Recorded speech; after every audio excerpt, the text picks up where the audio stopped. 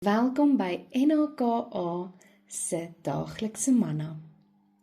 Ek is Dominee Annel Boshoff en vandag kyk ons weer na Jesus se pad in die woestyn.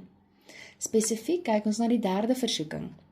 Ek lees vir ons uit die 1983 vertaling, Matteus 4 vers 8 tot 10.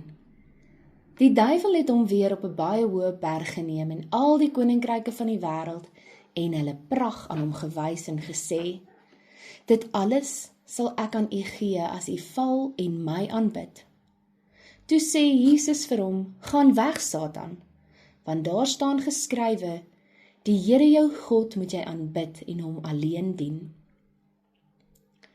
Wanneer ons hierdie gedeelte lees, dan dink ons dadelik: Joh, die Here het die Bybel, die woord werklik op die punte van sy vingers geken. Veral as jy na die hele gedeelte kyk. Hierdie derde versoeking is die grootste ene.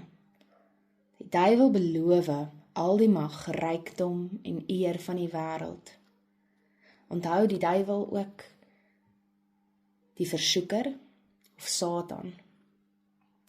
Net vir 'n oomblik se vernedering sal hy vir Jesus dit alles gee. Dit moet so aanloklik lyk vir 'n mens. Neem die koninkryk sonder die kruis. Vat die kort pad na glorie. Maar Jesus sê nee. Hy tree reg op, hy gehoorsaam die Vader. Hy kies die Vader se pad, selfs al lei dit eers na lyding. Maar ware koningskap kom nie deur kompromie nie. Jesus het geweet ware koningskap kom deur gehoorsaamheid. In 'n lewe vol versoeking neem baie mense die maklike weg na sukses, maklike weg na status, maklike weg na invloed.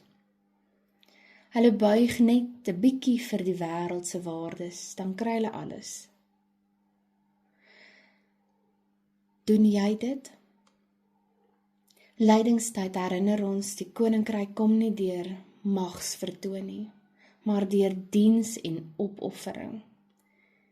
Jesus het die wêreld se koninkryke gewen deur die kruis.